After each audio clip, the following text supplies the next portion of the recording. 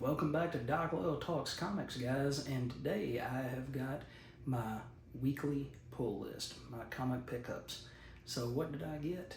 Let's go ahead and dig straight into it. And I've got a surprise for the book of the week. The book of the week, I did end up picking up the Eye Collector, issue number 2. And this is by Jonathan Ball with art by GMB Kamachuk.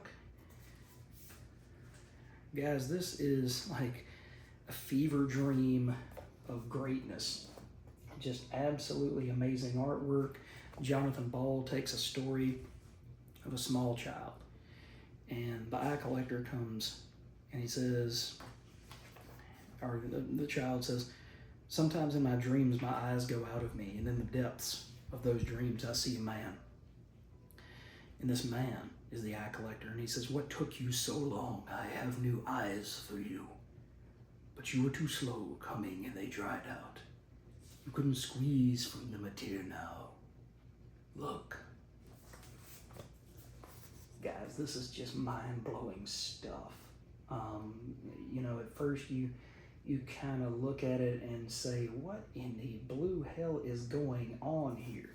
But as you dig into it, this character of the Eye Collector, he becomes like a boogeyman, like a Sandman type character, except he comes and he takes your eyes and let's see, what does the father say? He says, "You're only safe in your dreams where you have power. In the waking world, he comes into homes at night to sprinkle sand in the eyes of children that do not sleep so that their eyes come out. And he steals their eyes away from them to feed his babies on the moon." Guys, I'm not gonna really spoil anything else about this book, but it's absolutely it's different, okay? It's different in the same way that A Sandman by Alan Moore or Rick Veitch is. It really it elevates what a comic book is. It brings to a different nature what a comic book can be, okay? I've written a story, I'm working on it, I'm trying to get an artist to work on it with me. Once I get some money put together, money seems to be the one that makes the world go around. But anyway, we're not gonna go there. But to think about something like this, it is something that couldn't be thought of back in the 1980s, I don't even think. It's wild, it's crazy. Even the back cover has got some really psychedelic type images. Where Comic Chuck came up with these images, I don't know. But this is definitely my favorite book of this week. And I am so glad that I decided to pick it up after all. But a very, very, very close second is Concrete, issue 2, issue number 2, Stars Over Sand. This is a 5-part miniseries by Paul Chadwick. And here we see Maureen and Larry going out in search of concrete. But hey, look at this cover, man. Look at that. How can you not love that? It reminds me of one of those covers, speaking of Swamp Thing, of some of the John Totleben artwork that he used to do for Swamp Thing. And it's a simple image. It's something that really shouldn't just pop out at you. But the beauty of the water, the stillness, concrete there, just in a moment of lapping up some water, bringing something to himself. And in the end, Maureen misses him, just keeps missing him. And he's remembering bits and pieces of who he is. But it's literally only bits and pieces. So it's rebuilding a concrete man from nothing. It's bringing him, he looks down and he says, "A mere man of flesh." Wait, what? My hands are covered with stone. Flexible stone? How can this be? And it says he tries to pull off these stone gloves only to notice that his arms, his legs, his whole body is encased. So then he hammers away at himself, trying to break free from whatever this curse is. And he says, he turns his fist into asteroids, pummeling a new planet, and marvels that even with stone chips falling away, he feels only dull thuds. So, meanwhile, Maureen is flipping out because she's thinking that concrete will never be found, and his son, as he's growing up, he goes and he grabs the puppy dog, and he says, "Doggy, stay, play with me." And she says, "No, honey, don't hurt the doggy. He's soft. He's not like you. He hurts." And so by that time, the baby reaches back and just pops her right in the eye. And she says, "What am I going to do? He can't grow up caged and unloved." And she says, "We will find you, Ron. We will find you." And throughout all of this, she thinks she sees him, but she loses him in the sand dunes. The Sahara and all of the deserts are just so vast and so huge, and even a skilled explorer could lose their way in these vast crevices of sand. And so at the end, though, it says, "So oriented, Maureen returns to camp, never knowing how close she came." So you get to see footprints there. And then next to that, you get to see all of the tracks that were close by. And she almost found him, but she just missed him. She says maybe the helicopter will pay off tomorrow. Maybe they'll find him. And just the majesty of Paul Chadwick's drawings are absolutely amazing at what he can create, the worlds that he sees. And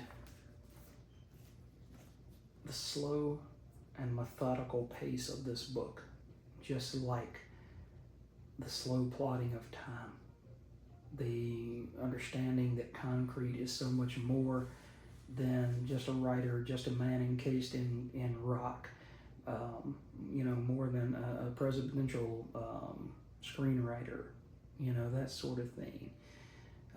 He wrote speeches for famous presidents, but now he's lost.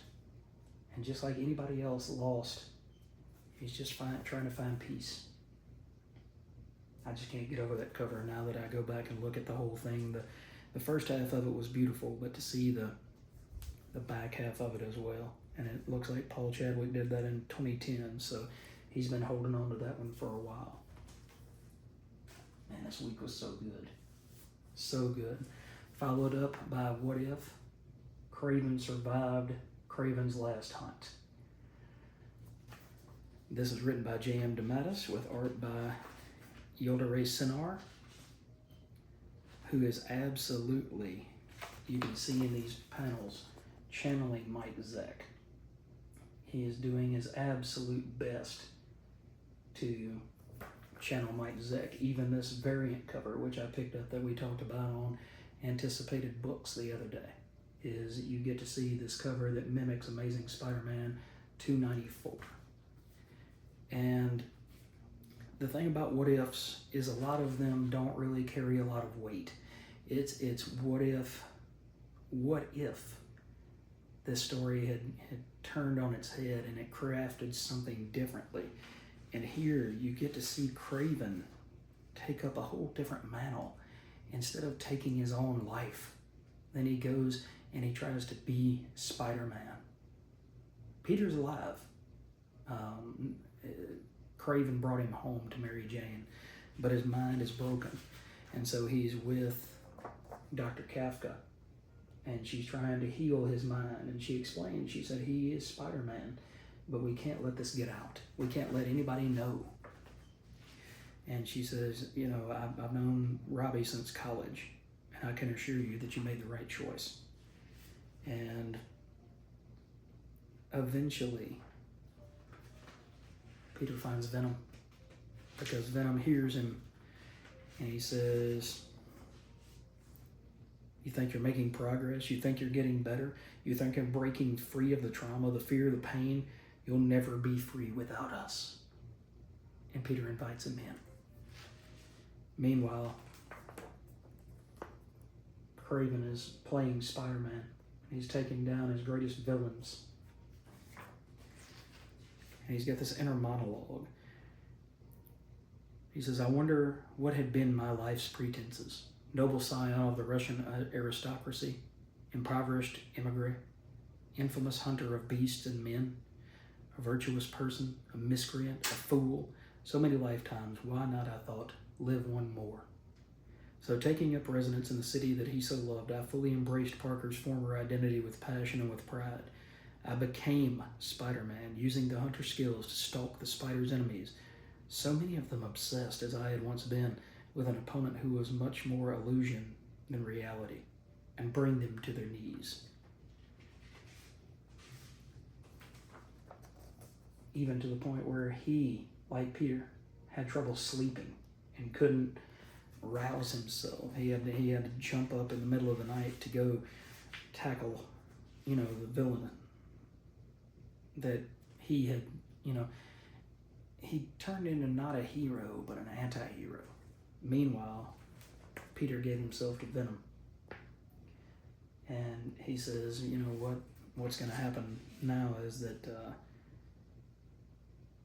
Venom believed he was the perfect vessel. And as they fight, he goes and attacks Kraven. And Peter fights back. And he says, no, whatever Kravinoff has done, I won't let you kill him. And Kraven laughs. And Venom says, you laugh at us. Why?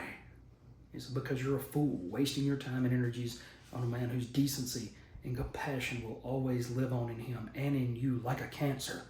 So why bother with Parker? If you want the perfect host, take me. And he lets Venom drink deep of him. And as he lets him drink deeply of him, then he bonds with Kraven the Hunter. And just as Peter looks on and says, Kraven, what have you done?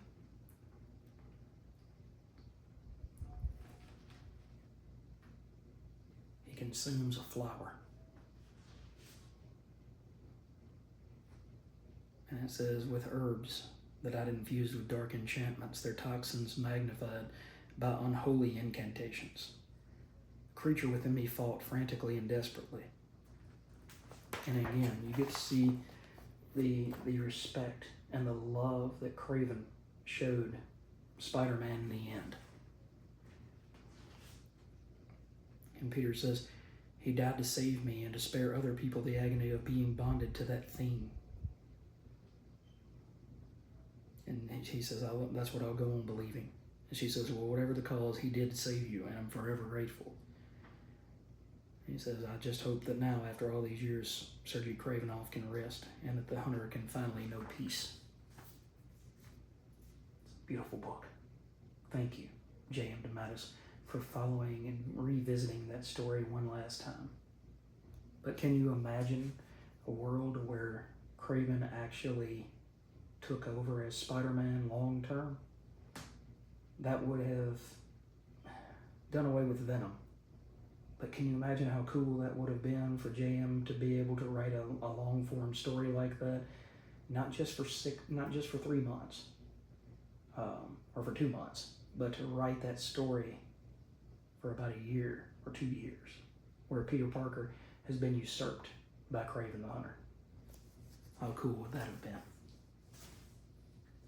All right, and the last new book we're going to talk about today is Conan the Barbarian, issue number 33 by Jim Zub, Fernando Dagnino.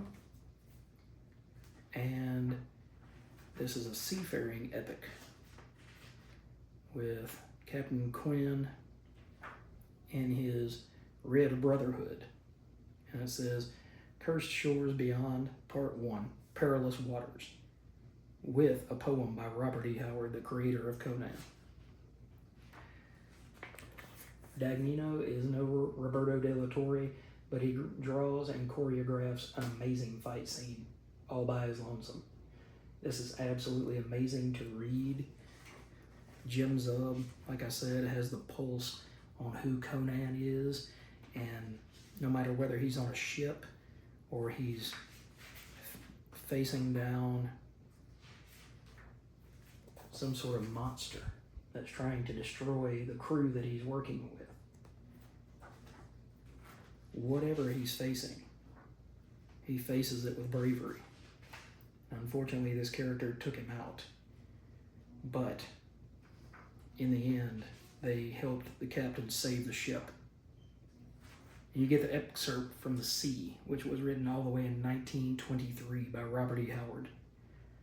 I stood on the deck of a ship offshore and harked to the awesome and deafening roar of the ocean waves when they struck the reefs, high tossed on the tide like crested chiefs, whose plumes toss high above the battling hordes, where leap the lances and flash the swords.